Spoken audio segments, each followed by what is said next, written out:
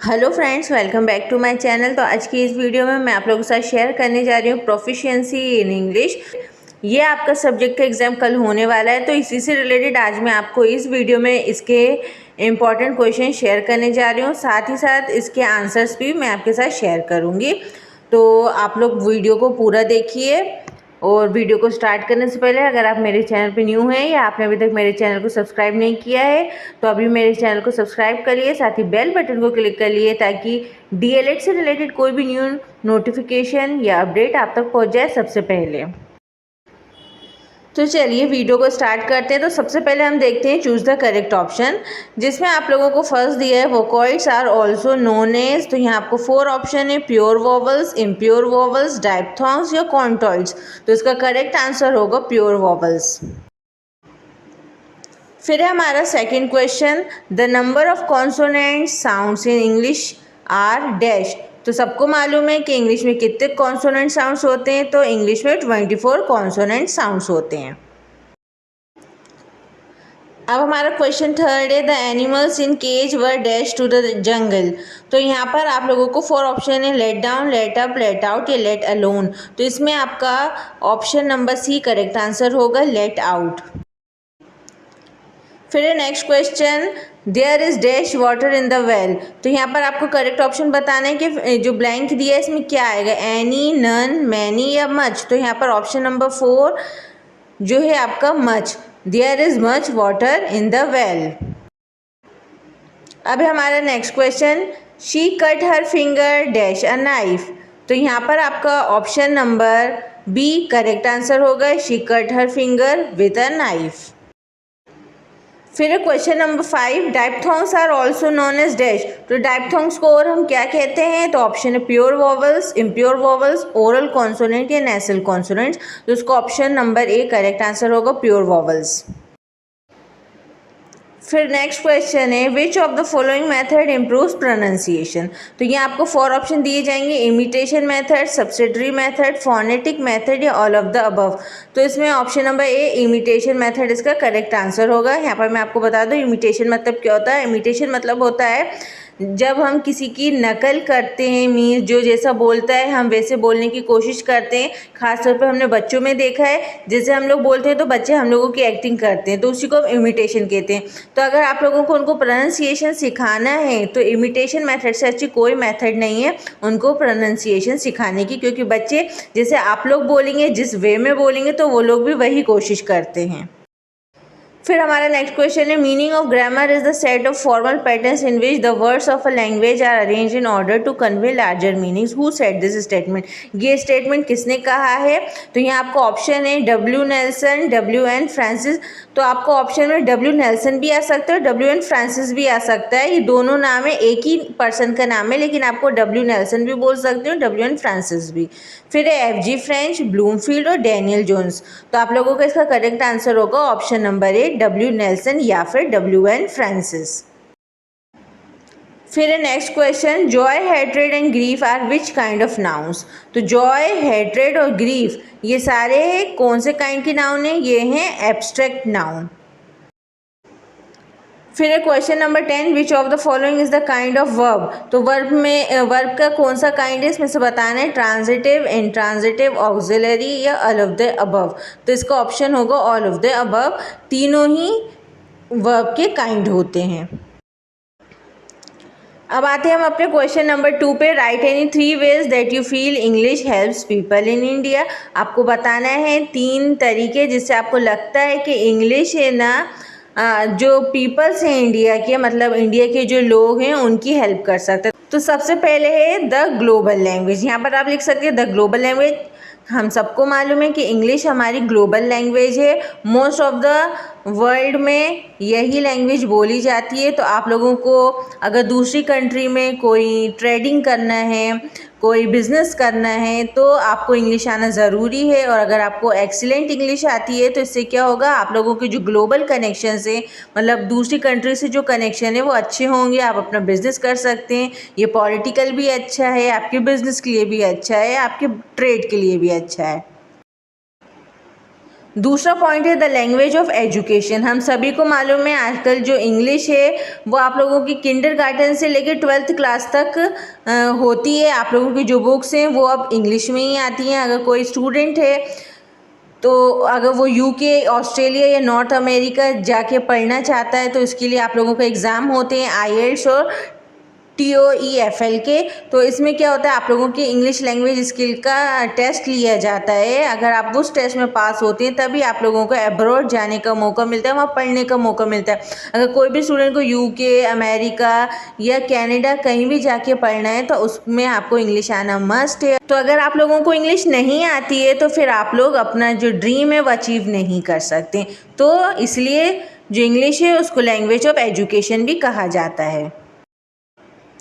अब third point है opens new doors to career opportunities. While good spoken and written English is not the only skill required to get the job of your dream, it can help you make a good impression at interviews and in other professional environment. जैसे कि हम लोग को पता है अगर हमें अच्छी इंग्लिश लिखना और बोलना आएगी तो इससे आप लोगों को क्या होगा, अच्छी अपॉर्चुनिटीज़ मिलेंगी। आप लोगों की जो ड्रीम जॉब है आपको मिल सकती हैं। जैसे कि हम लोग सबको पता है आजकल इंटरव्यूज़ में मैक्सिमम लोग किसको ज़्यादा सेलेक्ट करते हैं, जिनको इंग्लिश आती है उन्हीं को ज़्यादा प्रेफरेंस देते हैं।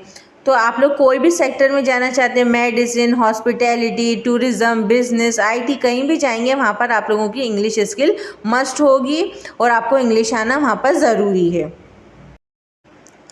अब आते हैं क्वेश्चन नंबर 3 पे, what are the 3 types of intonation in English. हमें बताना है कि इंग्लिश में 3 टाइप्स की इंटोनेशन होती हैं, तो वो कौन कौन से हैं। तो फर्स्ट है फॉलिंग इंटोनेशन, दूसरा है राइजिंग इंटोनेशन, फिर थर्ड है फॉल राइज इंटोनेशन। अब है question number 4, write the importance of silent reading. तो silent reading improve student understanding because it helps them concentrate on reading rather than pronunciation. This practice also allow children to read faster and improve comprehension. ये सब हम लोगों ने भी experience करा है। हम लोग अगर साइलेंट रीडिंग करते हैं या माइंड में ही पढ़ते हैं तो इससे क्या होता है, हम लोगों का अच्छा कंसंट्रेशन बनता है और इससे हम लोग जो चीज़ें पढ़ रहे हैं वो हमें और अच्छे से समझ में आती हैं और हम लोग जल्दी जल्दी भी पढ़ पाते हैं। लेकिन अगर हम लाउड रीडिंग करते हैं तो सिर्फ हम लोग पढ़ते हैं लेकिन हम लोगों को कुछ समझ में नहीं आता कि हम क्या पढ़ रहे हैं, हम लोगों का कॉन्सेंट्रेशन नहीं बन पाता और कुछ चीज़ हम समझ नहीं पाते। तो साइलेंट रीडिंग का सबसे मेन इंपॉर्टेंस यही है कि साइलेंट रीडिंग से आप लोगों का क्या होता है, कॉन्सेंट्रेशन बढ़ता है और आप लोग जो चीज़ पढ़ रहे हैं वो आप लोगों को अच्छे से ग्रास्प हो पाता है। अब आते हैं क्वेश्चन 5 पे, how is a personal letter different from an official letter. Personal letter official letter में क्या डिफरेंट है हमें बताना है। तो सबसे पहले मैं बता दूं, पर्सनल लेटर को हम लोग इनफॉर्मल लेटर कहते हैं और ऑफिशियल लेटर को हम लोग फॉर्मल लेटर भी कहते हैं। तो यहाँ पर मैं बता दूं, जो ऑफिशियल लेटर होते हैं वो प्रोफेशनली एड्रेस समवन। तो ऑफिशियल लेटर्स में क्या होता है कि हम लोग किसी एक को पर्टिकुलर भेजते हैं। जैसे आप स्कूल के प्रिंसिपल को भेज रहे हैं तो आप वहाँ पर उनका नाम लिखेंगे कि आप प्रोफेशनली किसी एक को भेजते हैं। लेकिन अगर आप पर्सनल लेटर में अगर आप लेटर भेजते हैं तो आप address someone in a personal way, आप उसको पर्सनल वे में भेजते हैं। पर्सनल वे में आप उसको जो भी बोल के बुलाते हो या आप उनका जो भी नाम लेते हो आप वो वहाँ पर लिख सकते हैं। मतलब पर्सनली आपको जो भी अच्छा लगता है वो बोल सकते हैं, लेकिन ऑफिशियल लेटर में ऐसा नहीं चलता है। दूसरी जो मेन चीज़ है, जो मेन डिफरेंस है वो ये भी है कि जो आपका ऑफिशियल लेटर होता है follow a specific format. Official letter का एक फॉर्मेट होता है कि हमको उसी फॉर्मेट में वो लेटर लिखना है, लेकिन जो पर्सनल लेटर होता है उसका कोई फॉर्मेट नहीं होता। हम वो लेटर हम कैसे भी लिख सकते हैं और कैसे भी भेज सकते हैं। तो ये आप लोगों का डिफरेंस है। अब question number 6, what are the qualities of a good paragraph, write at least 3 of them. तो अच्छे पैराग्राफ की क्या क्या क्वालिटीज़ हैं, तो हमें 3 लिखनी है। यहाँ पर मैंने 3 बता दी हैं। The qualities of a good paragraph are, begin with the topic sentence. सबसे पहले क्या होना चाहिए, जो पैराग्राफ हम पढ़ रहे हैं उसका टॉपिक होना चाहिए ऊपर। फिर है have sentences that support the main idea of that paragraph. और सेंटेंसेस ऐसे होना चाहिए कि हम लोगों को आइडिया हो जाए कि हम लोग क्या चीज़ के बारे में पढ़ने जा रहे हैं। अगर हम लोगों को ये पता चल जाएगा कि हम क्या चीज़ के बारे में बात हो रही है, ये क्या चीज़ के बारे में हम पढ़ने जा रहे हैं, तो इससे क्या होता है, जो स्टूडेंट होता है उनके अंदर इंटरेस्ट पैदा होता है। तो ये तो आपका हो गया दूसरा पॉइंट कि आप लोगों का जो सेंटेंसेस होने चाहिए वो सपोर्ट करने चाहिए main idea of that paragraph. Means आप लोग पढ़ लें तो शुरू में आप लोगों को थोड़ा बहुत आइडिया हो जाए कि हम लोग किस चीज़ के बारे में पढ़ने जा रहे हैं, जिससे स्टूडेंट का इंटरेस्ट पैदा होता है। फिर थर्ड है मेंटेन अ कंसिस्टेंट फ्लो। अब क्या है, जो पैराग्राफ होने चाहिए वो इंटरेस्ट के साथ लिखे होने चाहिए। मीन्स अगर स्टूडेंट पढ़ रहा है तो उसका धीरे धीरे इंटरेस्ट पैदा हो कि हाँ अब आगे ये होगा, अब आगे ये होगा, उसका क्या होता है इमेजिनेशन बन जाती है। और अगर आप लोगों का पैराग्राफ अच्छा नहीं होगा, हम लोग कुछ भी पढ़ लें, अगर वो अच्छा नहीं होगा तो उससे क्या होगा, स्टूडेंट बोर हो जाएगा, उसको आगे पढ़ने का बिल्कुल दिल नहीं चाहेगा। तो ये 3 क्वालिटीज़ एक अच्छे पैराग्राफ में होना चाहिए।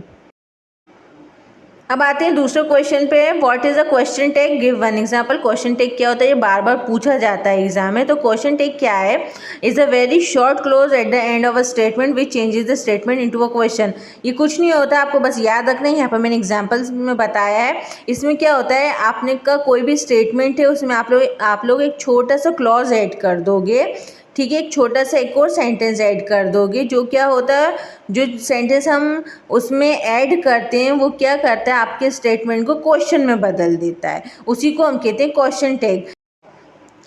अब जैसे एग्जाम्पल में देखिए, मैंने लिखा है she said half price didn't she. तो जो डिडंट शी है वो आप लोगों का क्लोज है, शॉर्ट क्लोज है। हमने सिर्फ एक स्टेटमेंट दिया शी सेड हाफ प्राइस, उसमें हमने ऐड कर दिया डिडंट शी।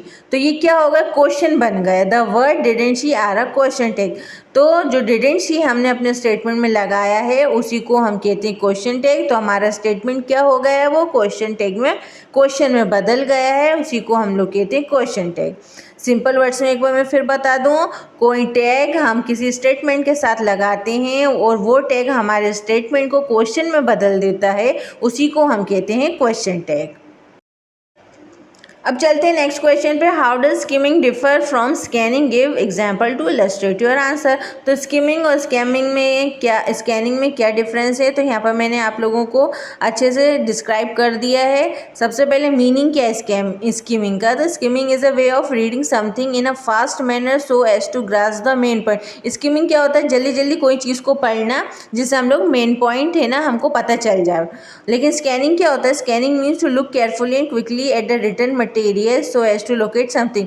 तो स्कैनिंग मतलब होता है कोई चीज़ है, हम लोग उसमें कोई पर्टिकुलर चीज़ ढूंढ रहे हैं अपने काम की, उसको कहते हैं स्कैनिंग। जैसे कि आप लोगों ने देखा होगा कि हम लोगों को रीड द पैराग्राफ आता है, कुछ पैराग्राफ्स हम लोगों को दिए जाते हैं और उसके क्वेश्चन दिए जाते हैं, तो हम उस क्वेश्चन को उस पैराग्राफ में उसका आंसर ढूंढते हैं, तो उसी को हम स्कैनिंग कहते हैं। दूसरा है मेथड ऑफ रीडिंग। तो स्किमिंग का मेथड क्विक होता है, स्कैनिंग का सेलेक्टिव होता है। जैसे कि मैंने आपको बताई थी, स्किमिंग हम लोग क्या करते हैं, जल्दी जल्दी पढ़ते हैं, और स्कैनिंग क्या करते हैं कि कोई एक सेलेक्ट चीज़ को ही हम लोग वहाँ पर ढूंढते हैं। अब इसमें क्या क्या इन्वॉल्व होता है स्किमिंग में, reading out the maximum content in minimum time. Skimming में क्या होता है कि हम लोग कम टाइम में ज़्यादा कंटेंट पढ़ लेते हैं, लेकिन स्कैनिंग में क्या होता है, finding out the required data. जो डेटा की हमें ज़रूरत है सिर्फ हम वही ढूंढते हैं। ऑब्जेक्टिव क्या है स्किमिंग का, to take a bird eye view of the text. अगर आप है ना बहुत तेज़ी से पढ़ेंगे तभी आप स्किमिंग कर सकते हैं। स्कैनिंग में क्या होता है, to spot and cast specific fact. बस आपको स्कैनिंग में क्या करना है कि कोई आपको एक पर्टिकुलर कोई वर्ड है या सेंटेंस है, आप किसी बुक में ढूंढ रहे हैं या किसी पैराग्राफ में ढूंढ रहे हैं, उसी को हम स्कैनिंग कहेंगे। Familiarity, the reader is not familiar with the text. और स्कैनिंग में the reader knows what he is searching for. Skimming में क्या होता है, बस हम लोग पढ़ते हैं तेज़ी से, हमको पता नहीं होता कि हम लोगों को क्या पढ़ना है। और स्कैनिंग में क्या होता है कि हमको पता होता है कि हम किस चीज़ के लिए सर्च कर रहे हैं।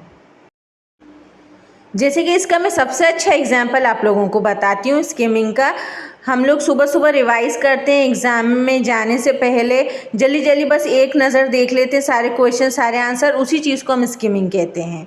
ठीक है, अब तो आप लोगों को क्लियरली समझ में आ गया होगा। अब आते हैं नेक्स्ट क्वेश्चन पे। Which method or technique do you prefer for teaching reading to elementary school learner. अब आप लोग इसमें बताना है कि कौन सा मेथड या टेक्निक आप लोग यूज़ करेंगे एलिमेंट्री स्कूल में बच्चों को रीडिंग सिखाने में। तो यहाँ पर मैंने 6 मेथड लिखी हैं। फर्स्ट है इंट्रोड्यूस लेटर साउंड, बच्चों को जो लेटर हैं उनके साउंड्स को इंट्रोड्यूस कराइए कि ए को कैसे साउंड में बोलते हैं, बी का कैसा साउंड निकलता है, सी का कैसा साउंड निकलता है। दूसरा है टीच वर्ड फैमिलीज, उनको वर्ड फैमिलीज सिखाइए, कैट, बैट, रैट, ऐसे करके आप लोग सिखाएंगे तो क्या होगा, बच्चे ईजिली जल्दी जल्दी रीडिंग करना सीख जाते हैं। Use stories to teach reading, उनको स्टोरीज के थ्रू आप रीडिंग सिखा सकते हैं।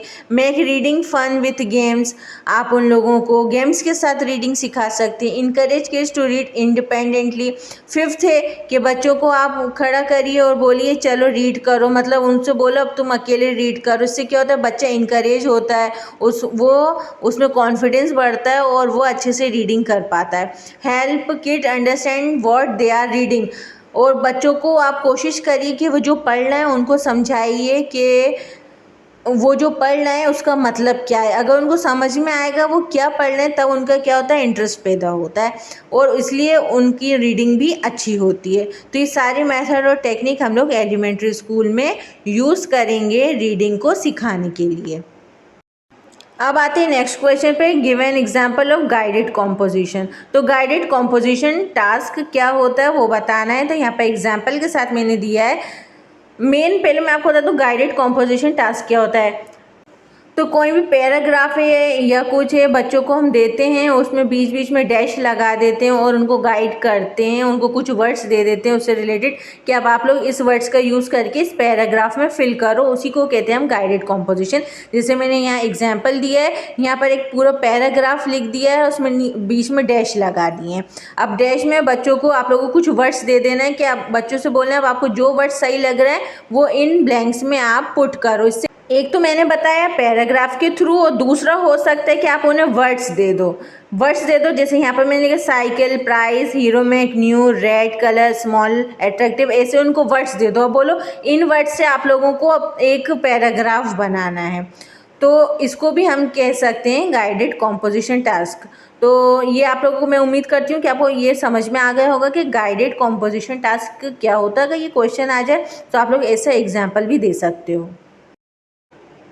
अब आते हैं नेक्स्ट क्वेश्चन पे, what techniques will you use to improve your people's hand writing. कौन सी टेक्निक आप यूज़ करेंगे जो आपके क्लास के बच्चे हैं उनकी हैंड राइटिंग सुधारने में। तो सबसे पहले हैंड राइटिंग सुधारने से पहले आप लोगों को ये 4 चीज़ों का ध्यान रखना है कि गुड पोस्चर इज़ इम्पॉर्टेंट। बच्चा किस पोस्चर में लिख रहा है, कुछ बच्चों का पोस्चर ही नहीं बन पाता कि हाथ कैसे रखना है, हम लोगों को कैसे बैठना है। तो सबसे मेन इंपॉर्टेंट चीज़ आपको पहले वो सिखाना है। दूसरा है find the best writing tool. जिससे भी बच्चा लिख रहा है पेन या पेंसिल से आपको वहाँ पर देखना है कि उसका जो पॉइंट है वो स्मूथ है या नहीं है, बच्चा उससे लिख पा रहा है या नहीं लिख पा रहा है, उसको पकड़ पा रहा है या नहीं पकड़ पा रहा है। थर्ड है परफेक्ट स्पेसिंग। जब बच्चा लिखता है तो आपको ये भी चीज़ें ध्यान में देना है कि बच्चा है ना लिखते लिखते जो स्पेसिंग होती है वर्ड्स के बीच में वो सही से दे रहा है या नहीं दे रहा है। अगर स्पेसिंग सही नहीं देता है तो राइटिंग बहुत डर्टी दिखाई देती है। फिर थर्ड है प्रैक्टिस कैपिटल लेटर्स। उनको प्रैक्टिस कराना है लेटर्स की कि एक ही लेटर को हमें 2 तरीके से लिखना होता है, कैपिटल और स्मॉल। तो आप लोगों को बताना है ए को हमें कैसे स्मॉल में लिखना है, कैसे कैपिटल में लिखना है। तो यहाँ पर मैंने एग्जाम्पल में बताया है सबसे अच्छा मेथड होता है बच्चों को राइटिंग सिखाने का, वो है ट्रेसिंग मेथड। तो ये ट्रेसिंग मेथड हम सब ने करा है, आप लोगों ने भी बचपन में किया होगा। ऐसे हम लोगों को राइटिंग बुक दे दी जाती थी, उसमें डॉट डॉट्स बना दी जाती थी और हम लोग उस पर हाथ फेरते थे। इससे क्या होता है, बच्चे की राइटिंग अच्छी होती है। अब आते हैं क्वेश्चन नंबर 12 पे, right in short the importance of English language. हमें इंग्लिश लैंग्वेज के इंपॉर्टेंस बताना है। तो today English is spoken in every country. जैसे कि मैं पहले बता चुकी हूँ कि हर कंट्री में आजकल क्या है, इंग्लिश बोली जाती है। If you want to get an excellent job so English is essential. तो अगर आपको अच्छी जॉब चाहिए तो इंग्लिश क्या है, बहुत ज़रूरी है, भले वो इंडिया में हो या आउट ऑफ कंट्री हो। The English language gives you more confidence. अगर बंदे को इंग्लिश आती है, आप लोगों को भी अगर थोड़ी बहुत इंग्लिश आती है, अगर आप बोल देते तो आप लोगों को कॉन्फिडेंस कितना अच्छा हो जाता है। तो इंग्लिश क्या होती है, इंग्लिश लैंग्वेज आप लोगों को कॉन्फिडेंस बिल्डअप करती है। If you know English you can live easily in any country. अगर आप लोगों को इंग्लिश आती है तो आप वर्ल्ड की किसी भी कंट्री में ईजिली रह सकते हो without any problem. Today many schools and also colleges have required to speak only English. आजकल हम इंडिया में भी देखते हैं कि बहुत सारे स्कूल और कॉलेजेस बोलते हैं कि आप लोगों को इंग्लिश में ही बोलना है, तो वो इसलिए भी ज़रूरी है। It is the third most spoken language in the whole world. जैसे कि हमने फर्स्ट पॉइंट में देखा है कि जो इंग्लिश है वो वर्ल्ड के मोस्ट ऑफ द कंट्रीज़ में बोली जाती है और ये थर्ड मोस्ट स्पोकन लैंग्वेज है, यानी तीसरी सबसे ज़्यादा बोले जाने वाली भाषा है पूरी दुनिया में। तो इसलिए सोचिए कि इंग्लिश कितनी ज़रूरी है। अब है question number 13, what do you mean by intonation? Intonation is primarily a matter of variation in the pitch of voice in such languages as English. It is often accompanied by stress and rhythm to pronounce meaning. देखिए, intonation simple words में बता दूं, जब हम reading करते हैं या बात करते हैं, जब हम लोगों का जो पिच होता है वॉइस का वो हाई और लो होता है, उसी को हम इंटोनेशन कहते हैं। कहाँ पिच को हाई करना है, कहाँ लो करना है, उसी चीज़ को हम कहते हैं इंटोनेशन। अब है हमारा next question, what are the main qualities of good oral reading? तो हमें गुड ओरल रीडिंग की मेन क्वालिटीज़ बताने हैं। तो सबसे पहले accuracy, the ability to read words correctly. सबसे पहले एक्यूरेसी होना चाहिए कि जो भी वर्ड्स हम पढ़ रहे हैं वो एकदम करेक्ट हों। Speed, read with constant speed without any hesitation. Speed मेन चीज़ होती है रीडिंग में। जब हम रीड करते हैं तो हमारी स्पीड सेम होना चाहिए। ऐसा नहीं है कि शुरू में अच्छी हो, लास्ट में एकदम डाउन हो जाए और हमें हेजिटेशन हो रही है तो उससे हम घबरा जाएं। ऐसा नहीं, स्पीड हमको एक जैसी रखना है और कॉन्फिडेंटली हम लोगों को जैसे शुरू करा था वैसे लास्ट तक हम लोगों को अपनी स्पीड रखना है। थर्ड है pronunciation, reading the words in a text without error in pronunciation. ये बहुत ही इंपॉर्टेंट चीज़ है रीडिंग में। अगर आप चाहते हो कि आप लोगों की गुड ओरल रीडिंग हो तो उसमें मेन चीज़ होती है प्रोनाउंसिएशन। अगर आप कोई वर्ड पढ़ रहे हो उसका प्रोनाउंसिएशन सही नहीं होगा तो उस वर्ड का मतलब चेंज हो जाएगा और रीडिंग आप लोगों की बेकार हो जाएगी। तो ये तीन चीज़ें क्या हैं, मेन क्वालिटीज़ हैं गुड ओरल रीडिंग के लिए। अब है next question, right 3 main kinds of script of English language. 3 हमें स्क्रिप्ट बताने इंग्लिश लैंग्वेज की, तो वो हैं कर्सिव स्क्रिप्ट, प्रिंट स्क्रिप्ट और राउंड स्क्रिप्ट। अब आते हैं नेक्स्ट क्वेश्चन पे, व्हाट इज डायलॉग राइटिंग? तो dialogue writing is a very important part of English writing. Dialogue is basically a conversation between 2 or more people. जैसे आप लोग नाम से ही जान गए होंगे, डायलॉग राइटिंग क्या होती है, जब 2 या 2 से ज़्यादा लोगों के बीच में बातें हो रही हों, कॉन्वर्सेशन हो रहा हो, उसी को डायलॉग कहते हैं। उसकी राइटिंग को हम डायलॉग राइटिंग कहते हैं। जैसे एग्जांपल में बता दूं, रोहित है, रोहित ने बोला हाय मोहित, तो मोहित ने बोला hello Rohit, how are you? तो रोहित ने बोला I am fine, what about you? तो यहाँ पर क्या हो रहा है, 2 लोगों की बात चल रही है, 2 लोगों का कॉन्वर्सेशन चल रहा है, इसी को हम कहते हैं डायलॉग। और इसको हमने लिखा है तो इसी को हम कहेंगे dialogue writing. Main dialogue writing होती है वो आप लोगों की स्किट्स में यूज़ होती है, ड्रामास में यूज़ होती है कि अगर आप लोग कोई ड्रामा करने चाह रहे हैं स्कूल कॉलेज में तो उसका एक आप लोगों को पूरी स्क्रिप्ट मिलती है जिसमें आपके डायलॉग रहते हैं, उसी स्क्रिप्ट को हम कहते हैं डायलॉग राइटिंग। अभी next question, what do you mean bye homophones, right it's any example. ये भी मोस्ट इंपॉर्टेंट क्वेश्चन है और शायद आप लोगों को पता होगा होमोफोन्स क्या होता है। नहीं पता तो मैं बता दूं, तो जो होमोफोन होता है वो क्या होता है, is a word that sounds the same as another word but has a different meaning and spelling. जो होमोफोन होते हैं वो ऐसे वर्ड्स होते हैं जो दूसरे वर्ड्स की तरह सेम हमें सुनाई में देते हैं, लेकिन उनका जो मीनिंग होता है और जो स्पेलिंग होता है वो एकदम अलग होती है। जैसे यहाँ एग्जाम्पल मैंने दिया है फ्लावर एंड फ्लावर, FLOWER इसका प्रोनाउंसिएशन होता है फ्लावर, एंड FLOUR इसका भी प्रोनाउंसिएशन होता है फ्लावर। लेकिन देखिए दोनों की स्पेलिंग बहुत डिफरेंट है और दोनों का मीनिंग भी डिफरेंट है। मीनिंग कैसे डिफरेंट है, FLOWER फ्लावर, फ्लावर मतलब क्या होता है फूल, FLOUR फ्लावर मतलब क्या होता है, इसका मतलब होता है आटा। तो इसी को हम होमोफोन्स कहते हैं। अब है next question, what is intensive reading, right it's any 2 AIIMS. तो इंटेंसिव रीडिंग क्या होती है, involves learner reading in detail with specific learning AIIMS and task. Intensive reading क्या होती है, जब कोई भी स्टूडेंट है या लर्नर है वो डिटेल में किसी चीज़ को पढ़ रहा है एक स्पेसिफिक एम के साथ या किसी टास्क के साथ, उसको हम इंटेंसिव रीडिंग कहते हैं। इसका बेस्ट एग्जांपल मैं आप लोगों को बता दूं, जैसे कि अभी आप लोगों के साथ हो रहा है, आप लोगों के एग्ज़ाम चल रहे हैं तो आप लोग क्या कर रहे हैं, बुक्स पढ़ रहे हैं अपनी जो भी नोट्स है वो पढ़ लें, आप डिटेल में उसको पढ़ लें। क्यों पढ़ लें? आपका कोई टास्क है, कोई एम है, क्या टास्क है कि हमें एग्ज़ाम देना है, एग्ज़ाम में अच्छे नंबर लाना है, उसी टास्क से पढ़ रहे हो ना, ऐसी तो नहीं पढ़ रहे हमें एग्ज़ाम की प्रिपरेशन करना है, ये आपका टास्क है, ये एम है। तो आप लोग क्या कर रहे हो, वो डिटेल में पढ़ रहे हो, इसी को हम कहते हैं इंटेंसिव रीडिंग। अब है इसके एम क्या है, तो to help student construct detail meaning from the text, to develop reading skills such as identifying main ideas and recognizing text signals. Intensive reading का मेन एम होता है जो स्टूडेंट है उसको डिटेल में जो भी वो पढ़ रहा है उसका मीनिंग समझ में आ जाए और उसके अंदर रीडिंग स्किल डेवलप हो। दूसरा है to enhance their knowledge of vocabulary and grammar. दूसरा क्या होता है, इसका एम क्या है इंटेंसिव रीडिंग का, कि इससे आपकी वोकेबलरी और ग्रामर भी क्या होती है, अच्छी हो जाती है। अब question number 19, what are the main causes responsible for retardation in reading of English language. बहुत से स्टूडेंट्स को देखा है कि इंग्लिश लैंग्वेज में उनको बहुत प्रॉब्लम होती है रीडिंग में, खासतौर पे रीडिंग में उनको बहुत प्रॉब्लम होती है, रीड नहीं कर पाते। तो इसके क्या क्या कारण हो सकते हैं वो बताना है। तो फर्स्ट है dyslexia and attention deficit hyper activity disorder. Dyslexia या ADHD जैसे उसको डिसऑर्डर हो सकते हैं। तो स्टूडेंट्स का क्या होता है, इससे क्या होता है, फोकस नहीं बन पाता है, वो अटेंटिव नहीं होता है, इसलिए वो रीड नहीं कर पाता है। फर्स्ट ये है। दूसरा डिफ़िकल्ट टेक्स्ट, अगर किसी पैराग्राफ हम पढ़ लें, कोई भी पैराग्राफ अगर उसमें डिफ़िकल्ट टेक्स्ट है उसकी वजह से भी बच्चा रीडिंग नहीं कर पाता है। दूसरा है डिसइंटरेस्ट एंड बोर्डम, ये तो मेन रीज़न है। आने के बाद भी अगर आप लोगों को इंग्लिश में डिसइंटरेस्ट है, कोई इंटरेस्ट नहीं है, आप बोर हो जाते हो, तो इस वजह से भी क्या होता है, रीडिंग हम कभी भी इंग्लिश की नहीं कर सकते। फोर्थ है लिमिटेड वोकेबलरी, अगर आपको इंग्लिश की वोकेबलरी की जानकारी नहीं है तब भी क्या होता है, ये मेन कॉज है इंग्लिश लैंग्वेज रीडिंग का। सो फिफ्थ है difficulty with logic and reasoning. अगर किसी बच्चे का जो लॉजिक और रीजनिंग है वो अच्छी नहीं होती तो कभी रीडिंग नहीं कर पाता, क्योंकि उसका इंटरेस्ट ही नहीं बनता है। लॉजिक और रीजनिंग जिस बच्चे की अच्छी होती है, मीन्स वो शुरू में पढ़ता है, उसको आइडिया हो जाता है आगे हमको और क्या पढ़ने को मिलेगा, तो उसमें उसके अंदर इंटरेस्ट पैदा हो जाता है। और वो इंटरेस्ट जब भी पैदा होता है जब आपके अंदर लॉजिक और रीजनिंग होगी। अब नेक्स्ट क्वेश्चन है, imagine you are Mahendra Singh, the college captain of DIET Bhopal, write a notice for inter house quiz contest of the institution.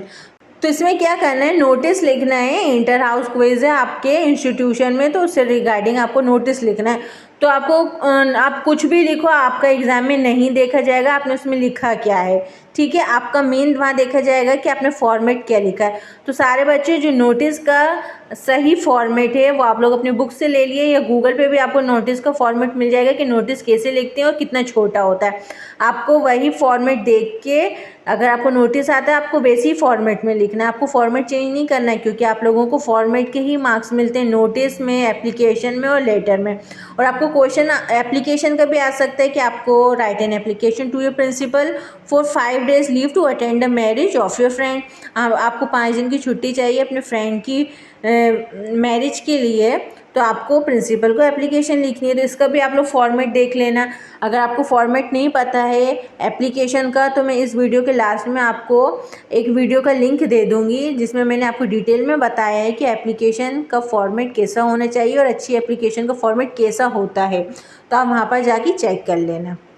तो ये है आज की आप लोगों की इम्पॉर्टेंट क्वेश्चन की वीडियो। तो अगर आपको कुछ भी समझ में आया हो या अच्छा लगा हो, इन्फॉर्मेटिव लगा हो, तो वीडियो को लाइक कर दिए और अपने फ्रेंड्स और फैमिली के साथ भी इस वीडियो को शेयर कीजिए।